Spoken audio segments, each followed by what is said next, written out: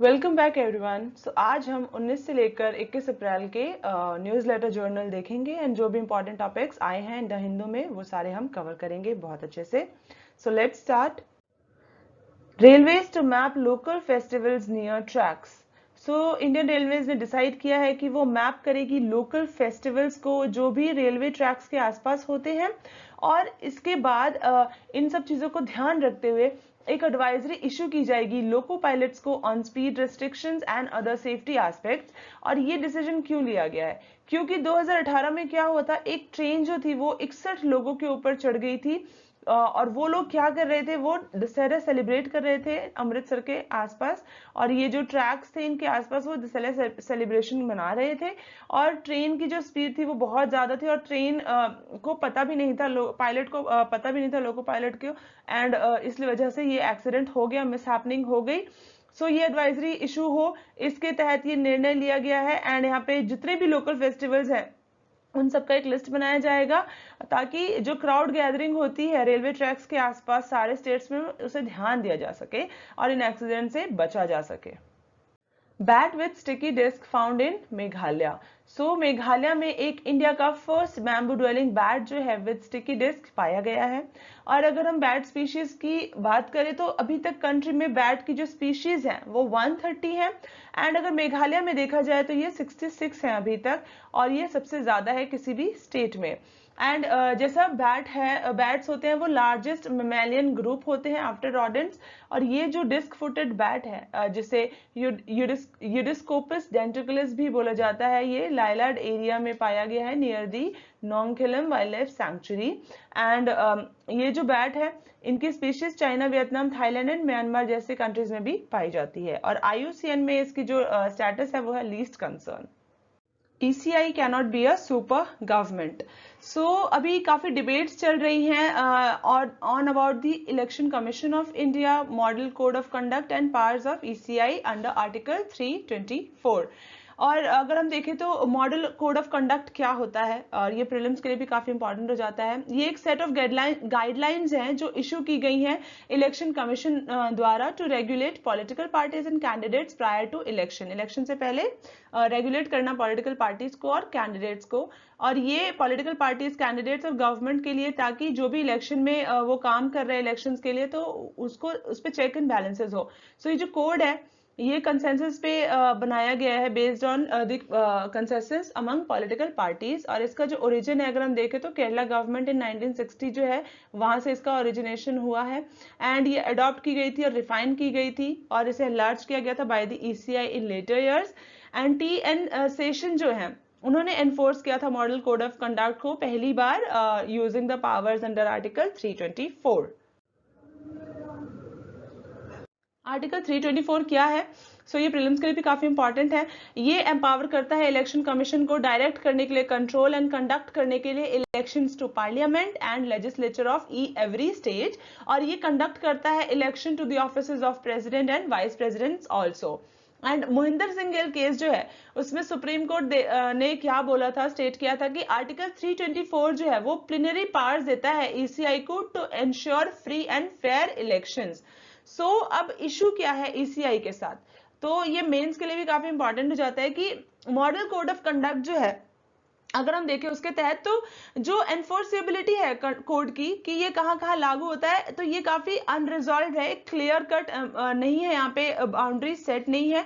Paragraph 16A of the Election commission जो है reservation and allotment order 1968, इसके तहत क्या बोला गया कि कमीशन जो है वो सस्पेंड कर सकता है, विड्रॉ कर सकता है किसी भी रिकॉग्निशन को ऑफर रिकॉग्नाइज्ड पॉलिटिकल पार्टी, किसी भी पार्टी को सस्पेंड कर सकता है अगर वो ऑब्जर्व नहीं करती model code of conduct. Model code of conduct जो है वो जब एक कंसेंसस पे बेस्ड था तो यहाँ पे कोई लीगल बैकिंग है नहीं, कॉन्स्टिट्यूशन में नहीं है इसकी कोई लीगल बैकिंग। द MCC जब एनफोर्सिएबल ही नहीं है तो क्वेश्चन अराइज होता है कि ECI कैसे प्यूनिटिव एक्शन ले सकती है, या कैसे पनिश कर सकती है, या फिर विड्रॉ कर सकती है किसी भी रिकॉग्नाइज्ड पार्टी को, उनका रिकॉग्निशन कैसे विड्रॉ कर सकती है।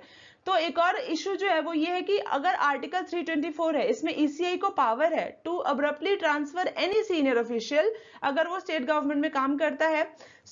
अगर ये जो ऑफिशियल्स है तो इनका अगर presence free and fair election में दिक्कत ला रहा है, अगर नहीं हो पा रहा है इनकी वजह से फ्री एंड फेयर इलेक्शंस, तो उनको ट्रांसफर किया जा सकता है ईसीआई द्वारा। लेकिन हम देखें तो जो ट्रांसफर है of an official with in a state, it is the exclusive jurisdiction of the government. So यहाँ पे क्लियर नहीं होता कि ईसीआई जो है वो ट्रांसफर करती है स्टेट गवर्नमेंट ऑफिशियल को अपने आर्टिकल 320 पावर्स को वहां पावर्स के तहत या फिर under model code of conduct के तहत। तो यहाँ पे भी काफी कंफ्यूजन है और इश्यूज होते रहते हैं। एंड ईसीआई की इंटरवेंशन जो है administrative decision of a union और स्टेट गवर्नमेंट में इलेक्शंस के दौरान, तो ये अगर हम देखें तो जैसे कि अभी केरला गवर्नमेंट जो है वो उसका एग्जांपल लेते हैं, तो वहां पे सप्लाई किट जो है वो डिस्ट्रीब्यूट किए जा रहे थे जिसमें कि rice, pulses, cooking oil etcetera थे। तो इसके ऊपर ऑब्जेक्ट किया था ईसीआई ने, लेकिन सुप्रीम कोर्ट जो है इन सुब्रमण्यम बालाजी केस, इन्होंने बोला था कि अगर कोई भी colour TV, computer, cycle, goats या काउस को डिस्ट्रीब्यूट करता है तो ये डीपीएसपी के तहत परमिसिबल है इलेक्शन के दौरान। और यहाँ पर सेक्शन 123(2)(b जो है of the representation of the people act 1951, उसमें भी बोला गया है कि पब्लिक पॉलिसी जो है, declaration of public policy or the exercise of a legal right will not be regarded as interfering with the free exercise of the electoral right। तो यहाँ पे काफी कंफ्यूजन है कि जहां पर डीपीएसपी में हमारे कॉन्स्टिट्यूशन में इसको इजाजत दी गई है कि ये हमारा परमिसिबल है अगर हम कोई भी जरूरत का सामान बांट रहे हैं, लेकिन वहीं पे इलेक्शन कमीशन जो है वो इसके अगेंस्ट है।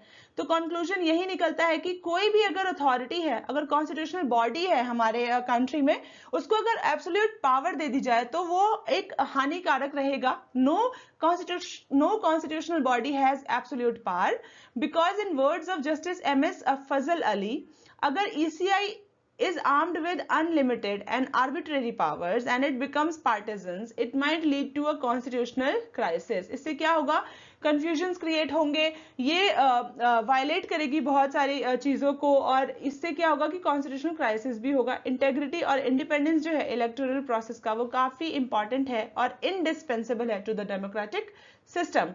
सो ये जो इश्यूज है एंड जो भी ये आर्टिकल आया है, तो काफी ज्यादा हाईलाइट कर रहा है इश्यूज रिलेटेड टू ईसीआई और एमसीसी। तो यहाँ इससे जो भी रिलेटेड क्वेश्चन आएंगे उसमें ये आंसर्स फ्रेम करने में काफी हेल्प मिलेगी। An obituary for the IP Appellate Board। So recently जो एक tribunal reforms rationalisation and condition of services ordinance 2021 pass हुआ था, तो उसकी वजह से काफी जो ट्राइब्यूनल्स थे हमारे कंट्री में उनको शट डाउन किया गया। एंड इसी के अंडर IPAB जो है, ये हमारा बोर्ड IPAB, ये भी शट डाउन होगा। एंड ये जो बोर्ड है एस्टैब्लिश किया गया था 2003 में। इसका एम क्या था, उन सारे मैटर्स से डील करना जो इंटेलेक्चुअल प्रॉपर्टी से अराइज होते हैं, जैसे कि copyright, trademark, patent and geographical indications. So जितने भी मैटर्स थे जो आईबी इंटेलेक्चुअल प्रॉपर्टी से रिलेटेड थे आईपी से, और वो उनपे कोई उनपे प्रॉब्लम्स होती थी किसी भी इशू पे, तो वो सारे जो भी मैटर्स थे वो इस बोर्ड को जाते थे और फिर यहाँ पे केसेस रिजॉल्व होते थे, जो भी डिसीजन होता था वो लिया जाता था। सो अभी ये खत्म होने वाला है। तो रीजंस क्यों है, क्यों इसको बंद किया जा रहा है, शट डाउन किया जा रहा है, और इसका फेलियर के रीजंस क्या है? तो ये अपनी परफॉर्मेंस जो थी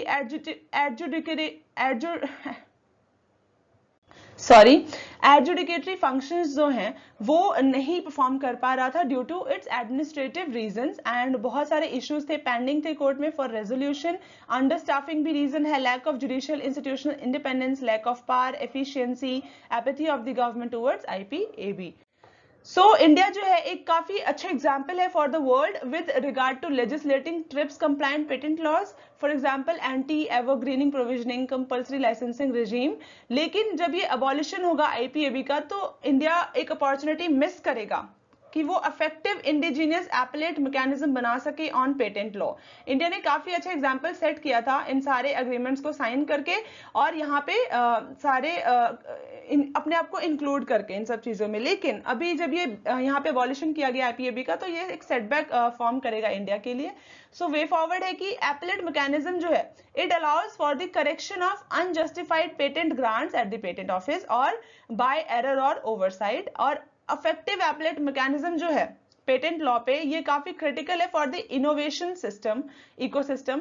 एंड एक और चीज की, जब ये सारे केसेस IPAB को नहीं जाएंगे तो ये कहाँ जाएंगे, ये हाई कोर्ट्स को जाएंगे। तो एक इसका काफी अफेक्ट हाईकोर्ट के नंबर ऑफ केसेस पे भी जाएगा, वो बढ़ेंगे और इससे प्रॉब्लम होगी हाईकोर्ट में भी, उनके फंक्शन में भी। लेकिन अब यही रास्ता बचा है, जितने भी IP से रिलेटेड केसेस हैं वो हाईकोर्ट में सुनवाई होगी उनकी। Implementing green contracts. सो दो तरह के कॉन्ट्रैक्ट्स होते हैं, green contract and brown contract. Green contract वो कॉन्ट्रैक्ट्स होते हैं जो रिन्यूएबल एनर्जी सोर्सेज पे बेस्ड होते हैं, एंड एक होता है ब्राउन कॉन्ट्रैक्ट, वो ऐसे कॉन्ट्रैक्ट्स होते हैं जो नॉन रिन्यूएबल सोर्सेज जो होते हैं उन पे बेस्ड होते हैं। जैसा कि हम सबको पता है कि क्लाइमेट चेंज जो है वो कितना ज्यादा सिवियर इशू बन चुका है। वापस से हमारा जो अटेंशन है वो इस तरफ आ चुका है कि हम कैसे अचीव करें sustainable growth goals in India, जो कि बहुत ज्यादा इंपॉर्टेंट है। और ये सिर्फ ना ही एक गवर्नमेंट के लिए ही है कि गवर्नमेंट ही हमारे जो भी एमिशन है उनको कट करेगी, लेकिन ये हर एक की रिस्पॉन्सिबिलिटी होनी चाहिए, चाहे वो कंज्यूमर हो या फिर कॉर्पोरेशंस हो, कंपनीज हो। तो हर किसी का रिस्पॉन्सिबिलिटी बनता है कि एमिशन कट में वो पार्टिसिपेट करे। एंड जो भी प्रोडक्शन है, कंजम्पशन है, disposal of good and services है, इन सब के अपने बेनिफिट्स है पोस्ट इंडस्ट्रियल सोसाइटी में। लेकिन साथ ही साथ ये क्या कर रहा है कि रिप्लेनिश कर रहा है हमारे जो लिमिटेड रिसोर्सेज है उनको भी। ये एक काफी बैड इम्पैक्ट है डेवलपमेंट का। एंड जो कंज्यूमर्स है वो क्या कर सकते हैं, वो कैसे अपना पार्टिसिपेशन दे सकते हैं। तो अवेयरनेस कैंपेन जो है कि फैलाया जाए, कैंपेन बनाई जाए जिसमें अवेयर किया जाए लोगों को कि वो अपने यूसेजेस जो है वो कैसे कम करे, जो भी नॉन रिन्यूएबल सोर्सेज पर है उन पर। एंड सबका फोकस होना चाहिए कि सस्टेनेबल एफर्ट्स जो है वो उस पे हो। एंड जो गवर्नमेंट और उनकी जो पॉलिसीज है वो तो चल ही रही है सस्टेनेबल एफर्ट्स का, लेकिन जो कॉर्पोरेशंस हैं उनका भी ध्यान देने का टाइम आ गया है कि वो भी एमिशन कट की तरफ ध्यान दें। एंड ताकि हम सब मिलकर एक ग्रीन टारगेट जो है सस्टेनेबल ग्रोथ में उनको अचीव कर सके। एंड ग्रीन टारगेट्स क्या होते हैं?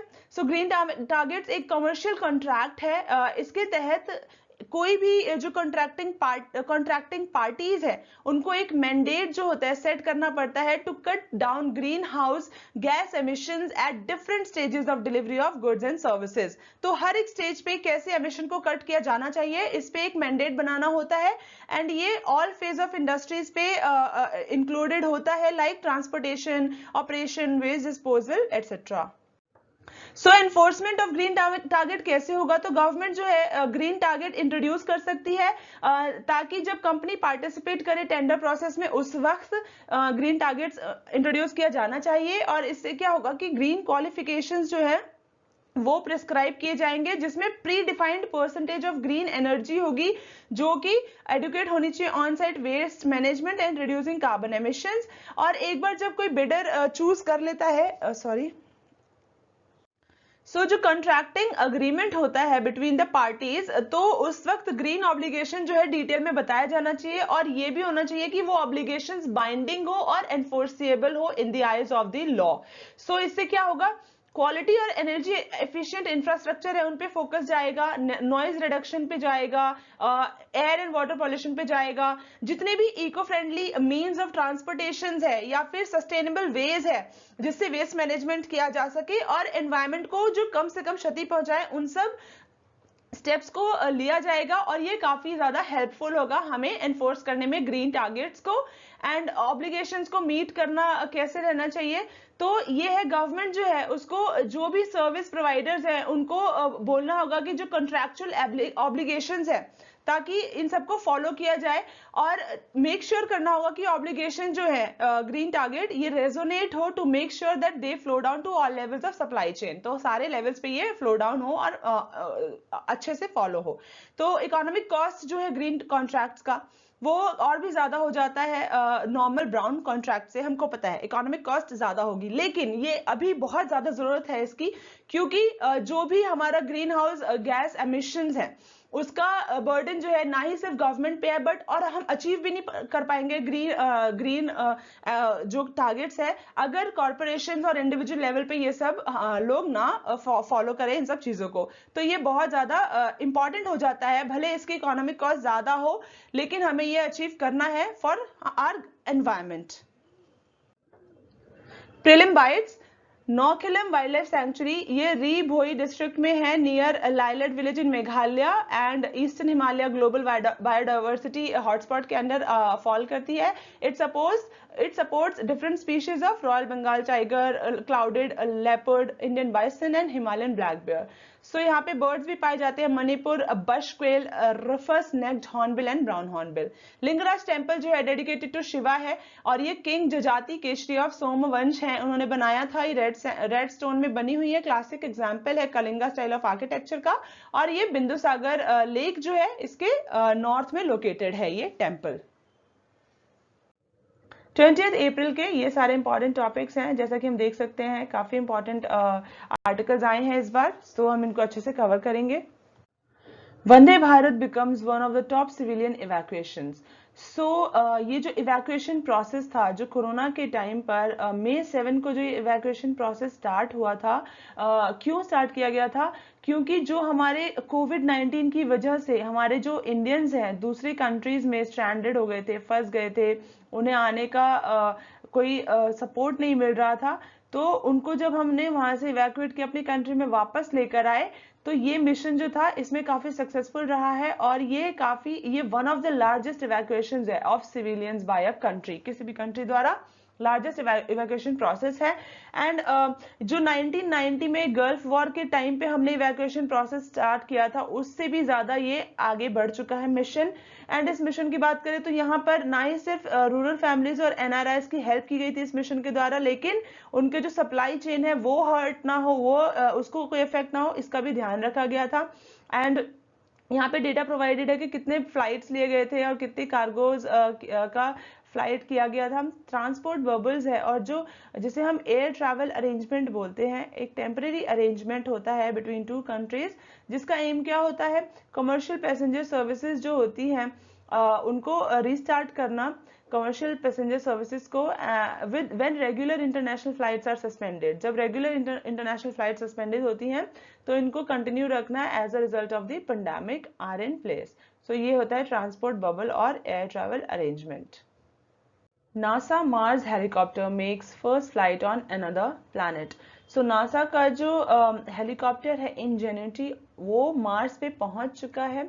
ये एक टाइनी हेलीकॉप्टर है जिसका वेट है 1.8 kg एंड ये फर्स्ट पावर्ड फ्लाइट है ऑन अनदर प्लैनेट एंड इसे बोलते हैं आर राइट ब्रदर्स मोमेंट, इसको नाम दिया गया है।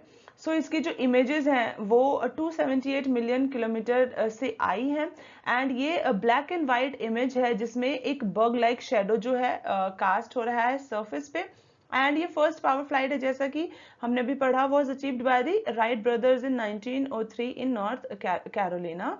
सो फर्स्ट पावर्ड फ्लाइट जो थी अर्थ पे वो राइट ब्रदर्स जो थे उन्होंने 1903 में अचीव किया था। एंड इंजेन्युटी जो है ये मार्स पे ट्रैवल किया है इसने and it attached to the underside of Perseverance on a mission to search for signs of extraterrestrial life.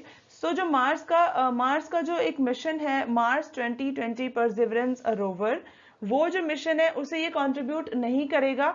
ये जो परसिवरेंस है ये जो मार्स के रॉक्स को स्टडी करने के लिए गया है तो इसमें ये कोई भी कंट्रीब्यूशन नहीं देगा, ये सिर्फ अपनी टेक्नोलॉजी कैसे इसका काम करता है इंजेन्युटी का ये शो करने गया है, ये डेमोन्स्ट्रेट करने गया है। सो इंजेन्युटी और परसिवरेंस का कोई भी एक सेम रोल नहीं है, दोनों के डिफरेंट रोल्स हैं। EU Council approves conclusions on Indo-Pacific strategy. So जो काउंसिल है यूरोपियन यूनियन की उसने अप्रूव किया है conclusions on a European union strategy for cooperation in the Indo Pacific. अब इंडो पैसिफिक में क्या कोऑपरेशन की जरूरत है, स्ट्रेटजी कैसे बनाई जाएगी, उससे अप्रूवल मिल गई है और ये रेनफोर्स करेगी इसका स्ट्रेटेजिक फोकस, प्रेजेंस और एक्शन और कंट्रीब्यूट करेगी to regional stability, security, prosperity, sustainable development at a time of rising challenges and tensions in the reason.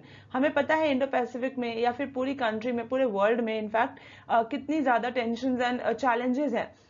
ये जो अप्रूवल आया है, इसमें क्या होगा कि जो भी चैलेंजेस और टेंशंस है इंडो पैसिफिक में, उस पर काम किया जाएगा।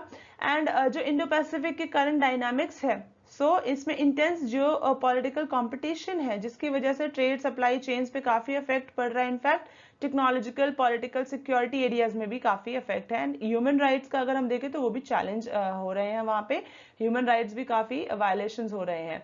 ये जो डेवलपमेंट्स है, ये काफी स्टेबिलिटी और सिक्योरिटी जो है वहां के रीजन्स को वो हर्ट कर रही हैं, थ्रेटन कर रही हैं। एंड जो काउंसिल है, इसको high representative and commission with putting forward a joint commission on cooperation in the Indo Pacific by September 2021। इसका जो टास्क है, ये सितंबर 2021 तक इसको बोला गया है कि अपना एक जॉइंट कम्युनिकेशन ऑन कोऑपरेशन बनाए, पुट फॉरवर्ड करें। एंड ये जो कमिटमेंट है ईयू की इंडो पैसिफिक के लिए, इसका लॉन्ग टर्म फोकस होगा। एंड ये डेमोक्रेसी को अपहोल्ड करे, ह्यूमन राइट्स को भी अपहोल्ड करे, and rule of law and respect for international law, ये इसका कमिटमेंट होगा, ये यहाँ पे बनाने में हेल्प करेगा। ईयू का जो एम है वो होगा प्रमोट करना इफेक्टिव रूल्स बेस्ड मल्टीलेटरलिज्म को भी। एंड ये काफी काम करेगा ताकि मिटिगेट किया जा सके इकोनॉमिक एंड ह्यूमन इफेक्ट्स जो है कोविड-19 पेंडेमिक का, वो भी उस पर भी काफी काम होगा। एंड एंगेजमेंट होगी ताकि काफी एक रूल्स बेस्ड इंटरनेशनल ऑर्डर जो है वो क्रिएट किया जा सके। And it is said that free and open maritime supply routes in full compliance with international law remain crucial. तो ये भी एक काफी इंपॉर्टेंट पॉइंट होगा कि free and open maritime supply routes जो है वो हो इंटरनेशनल लॉ के मुताबिक। ये इंपॉर्टेंट चीजें थी। RBI sets up committee to review working of ARCs. RBI ने एक कमिटी सेटअप किया है जिससे कि जो वर्किंग है ऑफ एसेट रिकंस्ट्रक्शन कंपनीज का in the financial sector ecosystem, इस पे ध्यान दिया जा सके। एंड इसने ऑल्सो इट रिकमेंडेड कि सुटेबल मेजर्स जो है for enabling them to meet the growing requirements, इस पे भी काम किया जा सके। एंड 6 मेंबर कमिटी होगी ये, जिसे हेड करेंगे Sudarshan Sen, farmer executive director reserve Bank of India. तो अगर प्रीलिम्स में पूछा जाए कि सुदर्शन सेन कमिटी जो है वो किस लिए गठित की गई थी या फॉर्म की गई थी, तो आपका आंसर होना चाहिए to review working of ARCs. काफी इंपॉर्टेंट है ये चीज।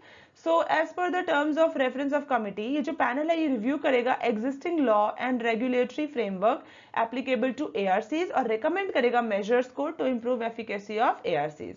एंड अगर हम देखें तो जो रिव्यू होगा एआरसीज का रोल, तो एआरसी का रोल क्या है कि ये स्ट्रेस्ड एसेट्स जो है इनको रिजॉल्व करे, स्ट्रेस्ड एसेट की प्रॉब्लम को। इंसॉल्वेंसी और बैंक्रप्सी कोड के तहत ये इंक्लूडेड है। एंड सजेशंस दे ताकि लिक्विडिटी है जो इम्प्रूव हो, एंड ट्रेडिंग जो है ऑफ सिक्योरिटी रिसिप्ट्स ये भी इम्प्रूव हो।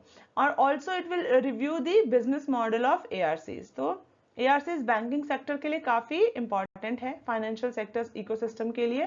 एंड ये अपनी रिपोर्ट कब सबमिट करेगी? विद इन 3 मंथ्स करेगी from the date of its first meeting. काफी ध्यान दिया जा रहा है इस पे। Protecting children in the age of AI. Artificial intelligence जैसा हम देखते हैं तो कितनी ज्यादा इंपॉर्टेंट हो चुकी है, ये एक अहम हिस्सा बन चुका है डिजिटलाइजेशन का। आज हमें बच्चों को कैसे सिर्फ इसके एडवांटेजेस को आगे लेके जाना है और डिसएडवांटेजेस या अफेक्ट से अपने बच्चों को हरास होने से ऑनलाइन प्लेटफॉर्म्स पे बचाना है, तो हमें इस चीज का यह ध्यान रखना है। और इस आर्टिकल में यही बताया गया है कि what needs to be done कि हम बच्चों को शोषित होने से बचा सके एआई द्वारा या फिर ऑनलाइन प्लेटफॉर्म्स द्वारा। चिल्ड्रन एंड एडोलेसेंट्स जो है वो अब ऐसी दुनिया हो चुकी है कि जो वर्चुअल रियलिटी और आर्टिफिशियल इंटेलिजेंस पे बेस्ड है काफी ज्यादा। तो यहाँ काफी ज्यादा एक स्टार्क चेंजेस है। अगर हम अपने दादा दादी या नाना नानी से पूछे तो वो एक ऐसी दुनिया में रहते थे जहाँ पे डिजिटलाइजेशन नहीं था उतना, पर अब जो लाइफ है वो एआई और डिजिटल वर्ल्ड है। हर चीज के एक इफेक्ट्स होते हैं, side positive and negative both. अगर हम देखें तो एआई ने काफी ज्यादा हमारे बिहेवियर्स पे, प्रेफरेंसेस पे, परसेप्शंस पे चेंजेस लेकर आया है। तो हमें कंसर्न क्या रहेंगे अगर हम आर्टिफिशियल इंटेलिजेंस का देखें या इंटरनेट का देखें, तो इसमें कंसर्न्स क्या है हमारे। हम सबको पता है कि जो भी अपॉर्चुनिटीज है ये हर किसी की लाइफ को ट्रांसफॉर्म नहीं करती हैं, अफेक्ट नहीं करती हैं। एक रिपोर्ट डेटा है कि यूनिसेफ और इंटरनेशनल टेलीकम्युनिकेशन यूनियन जो है उसके मुताबिक 2/3 जो दुनिया में बच्चे हैं उनके पास access to internet at home नहीं है। हर कोई इस अपॉर्चुनिटी का फायदा नहीं उठा सकता है और हर किसी की लाइफ ट्रांसफॉर्म नहीं की जा सकती, लेकिन हमें यही करना है कि जिनके पास अपॉर्चुनिटीज या फिर जिनके पास ये सारी रिसोर्सेज नहीं है उनको प्रोवाइड करानी है। एंड थ्रेट्स देखें तो चिल्ड्रन को अगर हम प्रीमेच्योर एक्सपोजर होता है चिल्ड्रंस को आर्टिफिशियल इंटेलिजेंस का, तो उससे क्या थ्रेट्स हैं। चाइल्ड सेफ्टी सबसे ज्यादा इंपॉर्टेंट अगर हम देखें तो ये चाइल्ड सेफ्टी के ऊपर एक बहुत थ्रेट आया है, क्योंकि बच्चे जो है वीडियो प्लेटफॉर्म्स होते हैं, वीडियो गेमिंग होते हैं, चैट प्लेटफॉर्म्स होते हैं, तो इन पे जाके बातें करते हैं, ये एक्सपोज होते हैं और यही एक जरिया बनता है जो भी बच्चों को ब्लैकमेल करते हैं या फिर बच्चों को शोषित करना चाहते हैं उनके लिए। तो हमें जरूरत है पेरेंट्स को इस वक्त की सर्वेलेंस करें अपने बच्चों के ऊपर और उनको डिजिटलाइजेशन जो है एजुकेशन का, इसकी वजह से एक्सपोज ना हो दूसरे प्रेडेटर्स के आगे वो। तो पेरेंट्स को ध्यान रखने की जरूरत है, सुपरविजन करने की बहुत ज्यादा जरूरत है, डिजिटल एडिक्शन से बचाना है बच्चों को। कॉग्निटिव ग्रोथ जो है वो ये डिस्टर्ब ना हो बच्चों की, तो ये हमें ध्यान रखना है, क्योंकि अगर ऐसे एक्सपोजर होंगे डिजिटल स्पेसेस पे तो ये नेगेटिव इफेक्ट लेकर आएगा बच्चों की अंडरस्टैंडिंग पे और डिस्टर्ब करेगा उनकी ग्रोथ को। हैकिंग और स्पाइंग जो होती है चिल्ड्रन के ऊपर, उसके ऊपर भी हमें ध्यान रखता है कि जो डेटा अगर वो प्रोवाइड करा रहे हैं तो उससे क्या हो कि हैकिंग ना हो या फिर कोई आपके बच्चों पे ध्यान ना रख रहा हो। एंड जो यूसेज है एआई का एजुकेशन में, ये एजुकेशनल आउटकम तो इम्प्रूव करता ही है, लेकिन इसके साथ साथ साइड इफेक्ट्स भी होते हैं। तो हमें अगर ध्यान देना है कि फेलियर अगर होता है एआई की एल्गोरिदम में तो उससे बच्चों के कोई एडमिशन या फिर एजुकेशन पे फर्क ना पड़े। क्या क्या करने की जरूरत है हमें। डिजिटल डिवाइड गैप है, सबसे पहले इसको खत्म करना है और सारे इंटरनेट एक्सेस जो है सारे चिल्ड्रंस को ये प्रोवाइड कराना हमारा सबसे पहला मिशन होना चाहिए। एंड लीगल और टेक्नोलॉजिकल सेफगार्ड्स जो है जिससे कि एआई प्रोडक्ट्स जो है उसको रेगुलेट किया जा सके, इसकी जरूरत है। ग्रेटर अवेयरनेस फैलाने की जरूरत है पेरेंट्स के अंडर, गार्डियंस के अंदर और चिल्ड्रन के अंदर कि एआई जो है उससे कैसे ऑनलाइन जो रिस्क है उससे बचा जा सके। एंड एथिकल प्रिंसिपल है of non discrimination and fairness, इसको भी एनफोर्स करने की जरूरत है। ऑनलाइन कल्चर टूल्स जो हैं जिससे कि एडिक्शन और प्रमोट करते हैं वो अटेंशन, उसको डेवलप करने की जरूरत है। लॉस पॉलिसीज जो हैं ताकि जिससे एब्यूजेस और वायलेंस कम हो उन्हें बनाने की जरूरत है। तो ये सब स्टेप्स लेके हम बच्चों को शोषित होने से बचा सकते हैं। और रिसेंट लैंडमार्क डिसीजन जो था इसके अंडर लिया गया था वो यूएन कमेटी जो है on the rights of child adopted general comment 25, जिससे इंप्लीमेंट किया था convention on rights of child and fulfilling all children's right in the digital environment is a step in the right direction towards ensuring ethical AI for generation AI. Ethical AI for generation AI जो mission है इसे कैसे पूरा किया जाएगा, तो ये general comment 25 जो है इसे लिया गया था। ये जो क्वेश्चंस है ये जो आर्टिकल है, ये जो क्वेश्चंस आते हैं जैसे adverse impact of AI on children and measures, अगर हम देखें तो कैसे मिटिगेट किया जा सकता है, उसमें ये हम पॉइंट्स ऐड कर सकते हैं जिससे हमारे आंसर में काफी हेल्प होगी अच्छा आंसर फ्रेम करने में। Ordinance route is bad, repromulgation worse. अभी रिसेंटली जो commission for air quality management in national capital region and adjoining areas ordinance 2020 जो रीप्रोमलगेट किया गया था सेंट्रल गवर्नमेंट द्वारा, तो इस ऑर्डिनेंस ने, इस रीप्रोमलगेशन ने काफी क्वेश्चन रेज कर दिए हैं about the constitutional validity of issuing ordinances and that of repromulgating ordinances। और बिना रेटिफिकेशन ऑफ द पार्लियामेंट के, मतलब एक तो ऑर्डिनेंस इशू कर रहे हैं एंड वापस से उसे रीप्रोमलगेट कर रहे हैं और उसके बाद पार्लियामेंट का जो रेटिफिकेशन है वो भी हासिल नहीं किया जा रहा है। तो ये जो है ये काफी कॉन्स्टिट्यूशनल जो वैलिडिटी है इसकी ये जीरो है एंड ये काफी गलत है, इसे बोला जा रहा है। ऑर्डिनेंस मेकिंग पावर जो है अगर देखा जाए तो ये काफी इंपॉर्टेंट हो जाता है प्रीलिम्स के लिए। एंड ये पावर जो है मिलती है कॉन्स्टिट्यूशन के आर्टिकल 123 एंड आर्टिकल 213 से, जिसमें सेंटर को जो ये ऑर्डिनेंस मेकिंग पावर है वो 123 में है एंड स्टेट के लिए है 213। यहाँ पे पार्लियामेंट जो है और अगर स्टेट लेजिस्लेचर है वो सेशन में नहीं है तो सेंटर और स्टेट जो है ऑर्डिनेंस इशू कर सकते हैं। एंड कॉन्स्टिट्यूशन ये भी बोलता है कि ऑर्डिनेंस जो है वो खत्म हो जाएगा at the end of 6 weeks from the time parliament और the state legislature next meets. ये काफी अच्छे से क्लियरली गाइडलाइंस दिए गए हैं, कॉन्स्टिट्यूशन में बताया गया है कि कैसे कैसे इशू करना है और कैसे इसे फॉलो करना है। लेकिन अभी ऑर्डिनेंस का जो मिसयूज किया जा रहा है और काफी एन नंबर ऑफ टाइम्स किया भी गया है पास्ट में, सो ये काफी कंसर्न है एक, जिसमें कि अगर हम देखें स्टेट वाइज तो केरला में अगर देखें तो 2020 में 81 ऑर्डिनेंसेस, कर्नाटका में 24 और महाराष्ट्र में 21 ऑर्डिनेंसेस इशू किए गए थे। सो यहाँ पे ये जो ऑर्डिनेंस रूट है इनैक्ट करने का लॉ का, इसे स्टेट भी काफी अच्छे से मिसयूज कर रहा है। एंड जो सेंटर ने ऑर्डिनेंसेस इशू किए हैं वो 7.1 पर ईयर है इन 1950s टू 15 इन 20। सो 15 हो चुके हैं 20 में, 2020 में इसकी गिनती 15 हो चुकी है, जो 1950 से 7 के एवरेज पे चल रही थी। सो रिप्रोमल्गेशन ऑफ ऑर्डिनेंस जो है सेंटर और स्टेट द्वारा वो बढ़ते ही जा रहे हैं एंड ये काफी सही नहीं है। सो व्यू अगर देखें सुप्रीम कोर्ट का on promulgation and repromulgation of the ordinance, जो कि मेंस के लिए इंपॉर्टेंट हो जाता है, तो ये इसे सुप्रीम कोर्ट बोलता है कि ये कॉन्स्टिट्यूशनल मोरालिटी के अगेंस्ट है and is an act of colourable legislation. So अगर ऑर्डिनेंस मेकिंग पावर जो है एग्जीक्यूटिव की वो एनक्रोच करती है into the law making function of the legislature, तो यहाँ पे separation of जो powers है उसको भी ये encroach करती है। एंड उसको 2017 में सुप्रीम कोर्ट ने डिक्लेयर किया था कि रीप्रोमलगेशन ऑफ ऑर्डिनेंस जो है वो फ्रॉड है कॉन्स्टिट्यूशन के ऊपर एंड सबवर्जन है डेमोक्रेटिक लेजिस्लेटिव प्रोसेस का। सो कंक्लूजन यही आता है कि जो सेपरेशन ऑफ पावर है और जो चेक्स एंड बैलेंसेस है ये एम्पावर करते हैं लेजिस्लेचर को, कोर्ट को, ताकि जो भी एनक्रोचमेंट हो ऑफ द एग्जीक्यूटिव इस पे चेक किया जा सके। एंड रिप्रोमलगेशन ऑफ ऑर्डिनेंस जो है लेजिस्लेचर और court are abdicating their responsibility to the constitution. So ये गलत है एंड ऐसे ये जो आर्टिकल्स हैं और ये जो न्यूज है ये इन पे क्वेश्चंस कैसे बन सकते हैं, तो मिसयूज ऑफ ऑर्डिनेंस हो सकता है, making power by executive with example. So जहां पे भी आपको ऐसे क्वेश्चंस दिए जाते हैं तो आप इन क्वेश्चंस के आंसर्स भी खुद फ्रेम कर सकते हैं एंड हमें बहुत अच्छा लगेगा अगर आप आंसर्स फ्रेम करके हमारे कमेंट सेक्शन में वो आंसर्स पोस्ट करें, तो हमारी फैकल्टी उसे चेक करके और आपको अच्छे से वहां पे आपको सजेशंस देगी कि और अच्छे से कैसे इंप्रूव किया जा सकता है। Sharing the burden of care. So ये कोविड-19 का जो सेकेंड वेव आया है तो हम सबको पता है कि कितना ज़्यादा डेवास्टेटिंग है और कितना ज़्यादा ये डैमेज कर रहा है हमारी कंट्री को, इनफैक्ट कितनी ज़्यादा अफेक्ट हुई है हमारी कंट्री।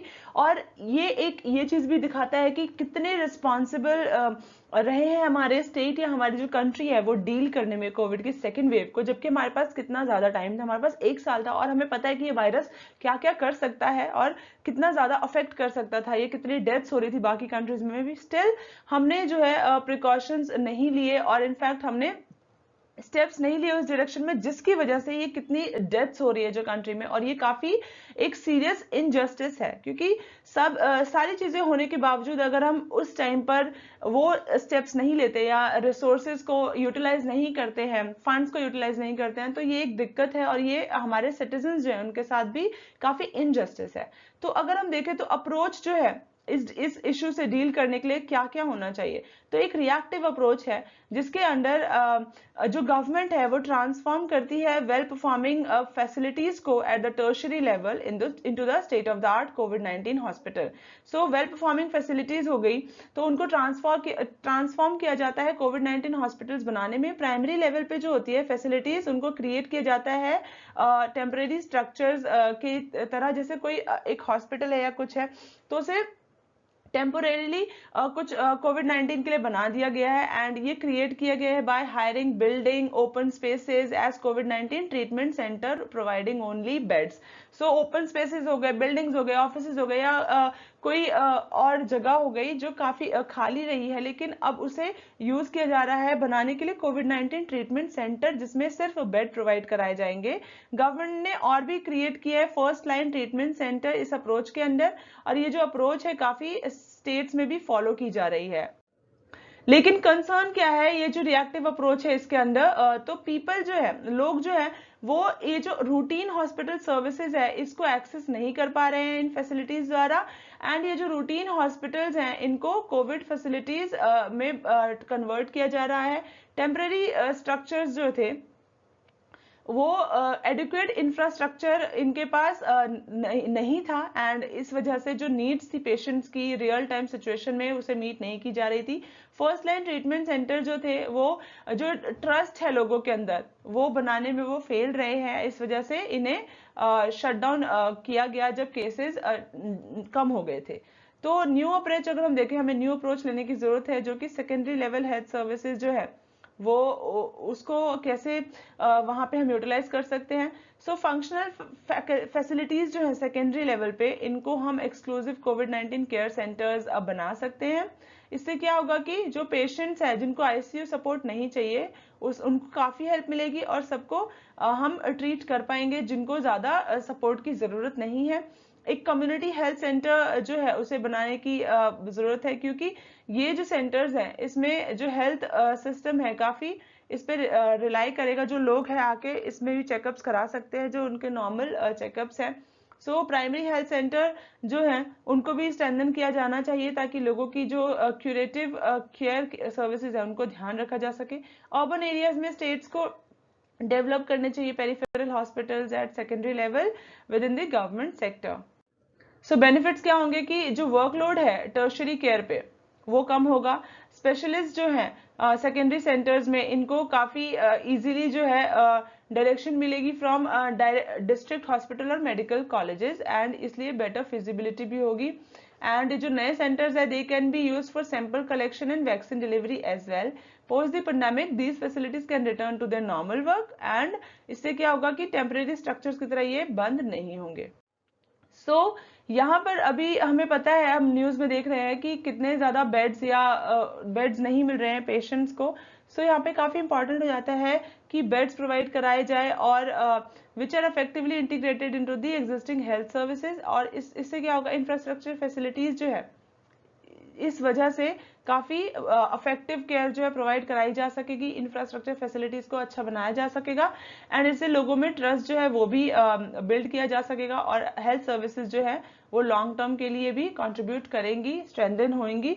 एंड ये जो क्वेश्चन है, जो आर्टिकल है, सो ये आर्टिकल काफी यूजफुल रहेगा अगर कोई ऐसे आता है इंडियन हेल्थ सिस्टम के ऊपर, या फिर क्वेश्चन आते हैं कि जो कंसर्न्स है इंडियन हेल्थ सेक्टर में वो क्या है और उसको कैसे इंप्रूव किया जा सकता है। और कोविड-19 पेंडेमिक पे तो ये पूरा ऐसे है आर्टिकल है ही। Prelim bites in startup India seed fund scheme, ये एक फाइनेंशियल असिस्टेंस प्रोवाइड कराएगी स्टार्टअप्स को for proof of concept, prototype development, product trial, market entry and commercialisation. ये जो स्कीम है ये सपोर्ट करेगी एस्टिमेटेड 3600 स्टार्टअप्स को थ्रू 300 इंक्यूबेटर्स। ये लॉन्च की गई है department for promotion of industry and internal trade द्वारा। World's first climate change law for financial firms. So New Zealand जो है is about to become the world's first country to bring a law that into force that demands environmental accountability from financial firms by asking them to report on how their businesses affect climate change. So New Zealand एक ऐसी country बनने वाली है जो अपने जितने भी businesses हैं उनको बोलेगी कि क्लाइमेट चेंज में आपका क्या कंट्रीब्यूशन है, आप कैसे अफेक्ट कर रहे हो, उसे अकाउंटेबल बनाएगी। एम जो है वो ये है कि फाइनेंशियल सेक्टर जो है उनको with the efforts being made towards achieving the country's target of becoming carbon neutral by 2050, तो कार्बन न्यूट्रलिटी जो है उसको उसे हासिल करने के लिए 2050 तक ये स्टेप उठाया गया है। हेनले पासपोर्ट इंडेक्स 2021, सो ये एक लिस्ट है जो वर्ल्ड के मोस्ट ट्रैवल फ्रेंडली पासपोर्ट जो है उनको मेजर करती है। इंडेक्स रैंक करती है कंट्रीज को based on how strong their passport is. India की रैंक 84 है। Japan, Singapore, Germany, South Korea top 3 में स्टैंड करते हैं।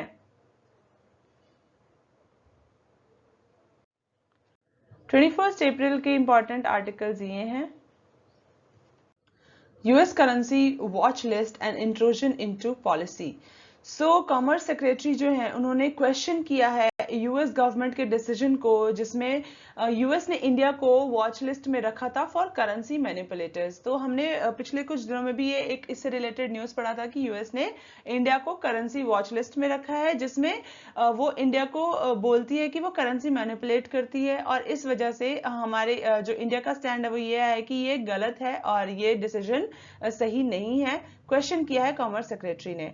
सो also it said the list constituted an intrusion into the the policy space needed by central banks around the world to meet their mandates. So US Treasury Department जो है उसने India को जो है रखा था लिस्ट में. सो क्यों रखा था? क्योंकि उनके अकॉर्डिंग जो डॉलर परचेजेस है इंडिया के by the Reserve Bank of India वो काफी ज्यादा हो गए थे, close to 5% of the GDP. Also जो ट्रेड सरप्लस है वो भी बढ़ गया था. तो हमें पता है कि 3 क्राइटेरियाज होते हैं वॉच लिस्ट में जाने के, उसमें 2 में क्वालिफाई किया इंडिया ने. एंड इंडिया का जो ट्रेड सरप्लस रहा है यूएस के साथ वो 2020 और 21 में 23 बिलियन के ऊपर चला गया है, 23 बिलियन पहुंच गया है. और ऑल्सो ये जो मूव है यूएस का, तो कॉमर्स सेक्रेटरी ने बोला है कि जो आरबीआई है वो अगर कोई भी काम करती है, कोई डिसीजन लेती है, कोई एक्शन लेती है, तो ये नेसेसरी स्टेप है to maintain stability in the financial market. And इससे क्या है कि वो हमारे जो फाइनेंशियल मार्केट्स है उसे स्टेबल बनाने के लिए ले रही है, ना कि फॉरेक्स रिजर्व्स जो है उनको इकट्ठा करने के लिए ले रही है जैसा कि चाइना करती है. तो उन्होंने अपने एक्शंस को डिफेंड किया है और बोला है कि इंडिया ऐसा नहीं कर रही है. A low carbon future through sector led change. So recently leaders climate summit organise किया गया था यूनाइटेड स्टेट्स द्वारा इस हफ्ते 22 और 23 अप्रैल को. एंड यहाँ पर काफी बात की गई थी कि इंडिया कब अनाउंस करेगा अ नेट जीरो एमिशन टारगेट और ये कब तक होना चाहिए. सो इंडिया की जो कमिटमेंट है टूवर्ड्स एमिशंस, कार्बन एमिशंस, वो अनाउंस करने के लिए बोला जा रहा है. एंड जो आईपीसीसी है रिपोर्ट, उसमें भी ग्लोबल कार्बन एमिशंस जो है उसमें बोला गया है कि उसे सबको रीच करना है नेट जीरो बाय 2050. एंड ये जो है ये transformation into a call for all countries to announce 2050 as the net zero target year. और ये कॉल लिया गया है और सबको बोला गया कि 2050 को अनाउंस किया जाए नेट जीरो टारगेट ईयर सबके लिए. लेकिन अब यहाँ पे इंडिया जो है वो क्या उसका स्टैंड लेना चाहिए और किस तरीके से प्लान करना चाहिए कि वो नेट जीरो अचीव कर सके और कब तक अचीव करे. सो इंडिया जैसा कि एक क्लाइमेट वल्नरेबल कंट्री है, हम सबको पता है, सो इसको भी कंट्रीब्यूट करना होगा to limiting global temperature rise and ideally below 1.5 degrees. So यहाँ पर अगर हम देखें तो क्लाइमेट नेगोशिएशंस हैं और जो डेवलपमेंट नीड्स है इंडिया की, तो इन दोनों को ही इग्नोर नहीं किया जा सकता है. तो इंडिया को एक ऐसा प्लान करना होगा कि वो अपने जो सेक्टर लेड चेंज है उस पर फोकस कर सके. एंड ताकि एक और चीज हो कि लो कार्बन जो है, लो कार्बन फ्यूचर वो भी हो सके. सो ये सिर्फ सेक्टर लेड चेंज द्वारा ही अचीव किया जा सकता है. सो इंडिया को क्या करना चाहिए? अभी concrete near term sectoral transformations है उस पर ध्यान देने की जरूरत है, ताकि जो टेक्नोलॉजीज का अडॉप्शन करते हैं जो हमारे रीच में है और जिससे कि कार्बन लॉक-इन्स जो होते हैं वो कम हो, तो ये हमें अचीव करने की जरूरत है, हमें इस पे फोकस करने की जरूरत है. इंडिया को sectoral low carbon development pathways जो है उस पे फोकस करने की जरूरत है. That combine competitiveness, job creation भी होगी, इससे डिस्ट्रीब्यूशनल जस्टिस होगा, लो पॉल्यूशन भी होगा, तो ये काफी ज्यादा हेल्प करेगा. इंडिया मोर स्पेसिफिक भी हो सकता है about future economy wide net zero targets and dates. So decarbonise करना चाहिए पावर सेक्टर को, और ये बहुत ज्यादा इंपॉर्टेंट हो जाता है क्योंकि ये जो एमिशन है 40% ग्रीन हाउस गैस का, ये यहाँ इलेक्ट्रिसिटी सेक्टर से आता है और ये सिंगल लार्जेस्ट सोर्स है एमिशन का. और साथ ही साथ हमें ये भी ध्यान देना है कि ट्रांसफॉर्मेशनल चेंजेस आने चाहिए अर्बनाइजेशन में और इंडस्ट्रियल डेवलपमेंट में, ताकि जो इलेक्ट्रिसिटी का यूज हो हम उसे ट्रांसपोर्ट में भी कर सके और बाकी इलेक्ट्रिक सिस्टम में भी कर सके इनटू अर्बन प्लानिंग. और ये बहुत हेल्पफुल होगा. इससे एक और चीज होगी कि जो हमारा शिफ्ट होगा वो इलेक्ट्रिसिटी की तरफ ज्यादा होगा और कोल बेस्ड इलेक्ट्रिसिटी पे कम होगा, और इससे काफी हेल्प मिलेगी एमिशन कटिंग में. And ceiling for coal power. So next step ये होना चाहिए कि जो भी कोल फायर पावर कैपेसिटी है हमें इसे ग्रो नहीं करना है. एक multi stakeholder just transition commission है, इसको ये रिप्रेजेंट हमें क्रिएट करना है जो रिप्रेजेंट करेगी हर लेवल ऑफ गवर्नमेंट को, all levels of government and the affected communities ताकि डिसेंट लिविंग अपॉर्चुनिटीज जो है बियॉन्ड कोल वो बनाई जा सके इंडिया कोल बेल्ट में। इससे काफी हेल्प मिलेगी। एक लो कार्बन इलेक्ट्रिसिटी फ्यूचर जो है वो तब तक हम रियलाइज नहीं कर सकते जब तक कि हमारे जो एग्जिस्टिंग प्रॉब्लम्स है सेक्टर्स में, जैसे पुअर फाइनेंसिंग हो गया, मैनेजमेंट ऑफ डिस्ट्रीब्यूशन कंपनीज हो गया, तो जब तक हमें इन ऑलरेडी एग्जिस्टिंग प्रॉब्लम्स पे ध्यान नहीं देंगे, इनके सॉल्यूशंस को नहीं लेकर आएंगे, बनाएंगे, तो तब तक हम चेंजेस नहीं देख पाएंगे और हमारे जो इंटरेस्ट है वो भी हम अचीव नहीं कर पाएंगे। तो ये काफी इंपॉर्टेंट हो जाता है, management of distribution companies and poor finances. So India को लीडर बनना होगा इन टेक्नोलॉजीज ऑफ द फ्यूचर, जैसे इलेक्ट्रिसिटी स्टोरेज हो गया, स्मार्ट ग्रिड्स हो गए, और वो सारी टेक्नोलॉजी जिसमें इलेक्ट्रिफिकेशन होती है सच एज ट्रांसपोर्टेशन। तो यहाँ इंडिया एक लीडर बन सकता है और उसको बनना भी चाहिए ताकि ये और भी इन्फ्लुएंस कर सके दूसरी कंट्रीज को भी। एंड केयरफुल पार्टनरशिप की बहुत ज्यादा जरूरत है विद द प्राइवेट सेक्टर, ताकि प्रोडक्शन लिंक्ड इंसेंटिव्स जो है, सो इंडिया को इलेक्ट्रिसिटी ट्रांजिशन जो है उसको एम करना चाहिए, should use the electricity transition to aim for job creation. इससे हम जॉब क्रिएशन भी क्रिएट कर सकते हैं एंड ग्लोबल कॉम्पिटिटिवनेस जो है ये भी आ सकता है इन एरियाज में। Improve energy services. So aggressive targets हमें सेट करने की जरूरत है ताकि जो एयर कंडीशनर है, फैन है, रेफ्रिजरेटर्स है, सो यहाँ पे ये कंज्यूमर इलेक्ट्रिसिटी बिल जो है, क्योंकि हमें पता है बिल्स भी काफी आते हैं और इलेक्ट्रिसिटी की हमारी नीड्स भी बहुत ज्यादा है, सो हमें इन अप्लायंसेस को ऐसा बनाना है कि इससे लो कंज्यूम हो हमारी इलेक्ट्रिसिटी और बर्डन भी कम आए डिस्कॉम्स पर। सो इंडिया को ट्रांजिशन करने की जरूरत है और एक ग्लोबल लीडर बनने की जरूरत है in the production of clean appliances. ये काफी इंपॉर्टेंट है। Forming timelines. अब टाइमलाइंस फॉर्म करना है, सो हमें प्लॉजिबल पाथवेज और टाइमलाइंस सेट करने हैं ताकि हम अचीव कर सके नेट जीरो एमिशंस। एंड इससे क्या होगा कि डिटेल्ड असेसमेंट जो होगी इसके लिए एडिक्वेट टाइम मिलेगा इंडिया को, ताकि जो डेवलपमेंट नीड्स है और जो लो कार्बन अपॉर्चुनिटीज है और टेक्नोलॉजिकल डेवलपमेंट्स है, जो भी चीजें हैं, तो उसे हम अच्छे से प्लान कर सके। सो इस टाइम को इंडिया एक स्ट्रेटेजिक रोड मैप बनाने में भी यूज कर सकता है ताकि टेक्नोलॉजी और मैन्युफैक्चरिंग कॉम्पिटेंस जो है उसमें कोई असर ना हो, और साथ ही साथ global clean energy supply chain है और बेनिफिट ऑफ एम्प्लॉयमेंट है, एक्सपोर्ट रेवेन्यूज है, इनमें भी हमें कोई घाटा ना हो और हम इसका भी अपॉर्चुनिटी का पूरा फायदा उठा सके। सो वे फॉरवर्ड यही है कि एक इंटीग्रेटेड अप्रोच लाने की जरूरत है इंडिया को, जो एम्बिशियस भी हो, क्रेडिबल भी हो और डेवलपमेंट नीड्स को भी कॉम्प्रोमाइज ना करे, और साथ ही साथ क्लाइमेट मिटिगेशन जो है उसे भी काउंटर करे, क्लाइमेट मिटिगेशन की तरफ भी ध्यान दें, क्लाइमेट चेंज को काउंटर करने में हेल्प करे। एंड ये ambitious, forward looking and result oriented भी होना चाहिए, जो कि इंडिया को काफी अच्छे से रिप्रेजेंट करेगा अगर हमने ऐसी अप्रोच से आगे बढ़ने का सोचा तो। सो ये जो एडिटोरियल है, अगर कोई भी क्वेश्चन आता है लो कार्बन फ्यूचर के ऊपर, कार्बन न्यूट्रलिटी के ऊपर, नेट जीरो एमिशंस टारगेट्स के ऊपर, सो हम जो भी इंपॉर्टेंट पॉइंट्स हैं इनमें से हम काफी अच्छे से फॉर्म कर सकते हैं, आंसर को फ्रेम कर सकते हैं, तो काफी हेल्पफुल रहेगा ये। Tackling vaccine hesitancy. सो जैसा कि हमको पता है कि सेकेंड वेव है कोविड-19 का आ चुका है और कितनी ज़्यादा डेथ्स हो रही हैं, बहुत ही ज़्यादा डेवास्टेटेड है सिचुएशन इस वक्त कंट्री में। एंड ये और भी ज़्यादा बढ़ जाती है सिचुएशन, और भी ज़्यादा गंभीर बन जाती है सिचुएशन जब लोग वैक्सीन होते हुए कोविड-19 की वैक्सीनेशन प्रोसेस में पार्टिसिपेट नहीं करते हैं, और इसी को हम बोलते हैं वैक्सीन हेजिटेंसी, कि एक झिझक है लोगों के अंदर कि वो भरोसा नहीं कर पा रहे हैं वैक्सीनेशन प्रोसेस पे कि ये उनकी बीमारी को कम करेगा। सो यही प्रॉब्लम है, और इसी वजह से हमारे पास इक्विपमेंट्स होते हुए भी, हमारे हेल्थ केयर सिस्टम अच्छा होते हुए भी हम लोग टैकल नहीं कर पा रहे हैं पेंडेमिक को और काउंटर नहीं कर पा रहे हैं। अगर हम बेनिफिट देखें वैक्सीन का तो क्या होता है, सो ये most important public health tool है, एंड इससे क्या होता है, जो इम्पैक्ट होते हैं इन्फेक्शंस के वो कम होते हैं, वो खत्म किए जा सकते हैं। सो कुछ वैक्सीन जो है, दो तरह से हम वैक्सीनेशन प्रोसेस जो होता है वो हेल्पफुल होता है। एक तो जब हम वैक्सीन लगाते हैं तो वो इन्फेक्शन आने ही नहीं देता, एक ये हो गया हमारा कैटेगरी। दूसरा कैटेगरी होता है एक वैक्सीनेशन प्रोसेस ऐसा होता है जिससे कि इन्फेक्शन अगर आपकी बॉडी में है तो उसकी सिवियरिटी, उसकी गंभीरता को वो कम करेगा, वो कम अफेक्ट करेगा इन्फेक्शन आपकी बॉडी में, तो वो हटाएगा नहीं लेकिन इन्फेक्शन कम करेगा। सो कोविड-19 वैक्सीन उसी कैटेगरी में आता है, एक डिजीज मॉडिफाइंग वैक्सीन है ये, अगर किसी को वैक्सीनेशन हो भी जाता है, तो अगर कोविड हो भी गया तो उसे अफेक्ट कम होगा और डेथ तो बिल्कुल भी नहीं होंगी इस वैक्सीनेशन प्रोसेस से।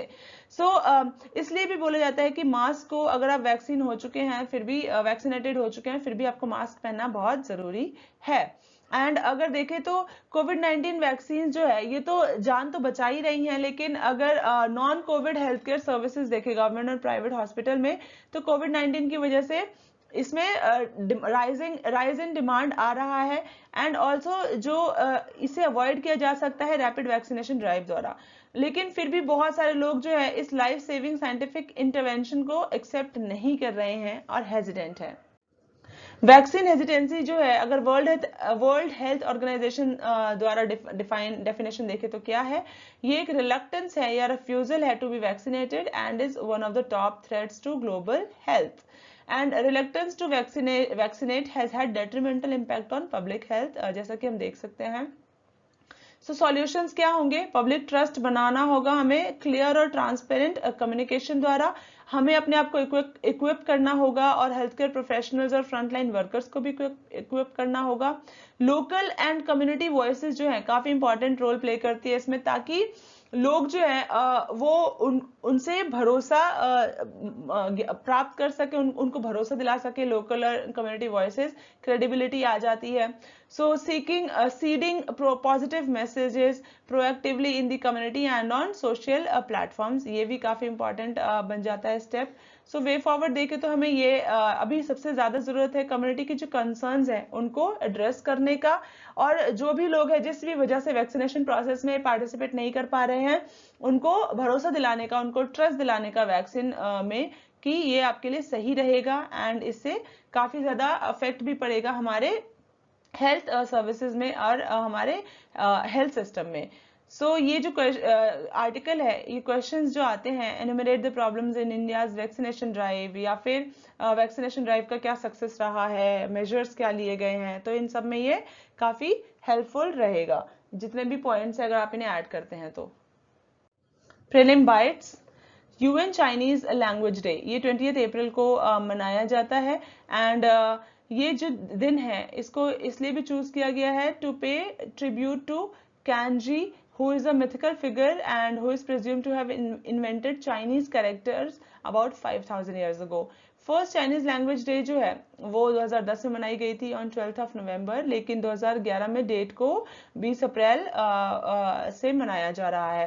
एंड बुक जो है क्रिसमस पिग, ये जेके रोलिंग ने एक नई किताब लिखी है, festive children story with all new characters. इस स्टोरी में एक लड़का है जिसका नाम जैक है एंड इसका एक टॉय है जिसका नाम है डरपिग, who goes missing on Christmas Eve, और क्रिसमस पिग जो है is Rawlings first children novel since Harry Potter. ये थे हमारे 3 डेज के न्यूज लेटर्स एंड जितने भी इंपॉर्टेंट टॉपिक्स है वो हमने अच्छे से कवर किया है, तो आप इसे पढ़ें और अपना करंट अफेयर्स काफी अच्छे से स्ट्रॉन्ग कर ले ताकि इसमें तो कोई गलती ना हो।